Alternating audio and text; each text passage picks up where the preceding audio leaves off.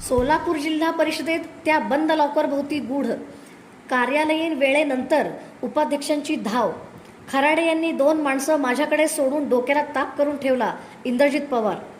सोलापूर जिल्हा परिषदेत आज संध्याकाळी एक नाट्यमय घडामोड पाहायला मिळाली. बांधकाम विभाग क्रमांक 1 चे कार्यकारी अभियंता नरेंद्र खराडे यांची नांदेडच्या भोकर येथे बदली झाल्यानंतर ते आपल्या दालनातील एक महत्त्वाचे लॉकर बंद अवस्थेत ठेवून गेल्याची माहिती समोर येत आहे. याच पार्श्वभूमीवर आज कार्यालयीन वेळ संपल्यानंतर जिल्हा परिषद उपाध्यक्ष तथा बांधकाम सभापती इंद्रजित पवार आणि अतिरिक्त मुख्य कार्यकारी अधिकारी संदीप कोहिनकर हे थेट बांधकाम विभागाच्या दालनात पोहोचल्याचे प्रत्यक्षदर्शींनी सांगितले. बंद लॉकर उघडण्याचा प्रयत्न झाल्याचेही दिसून आल्याची चर्चा आहे.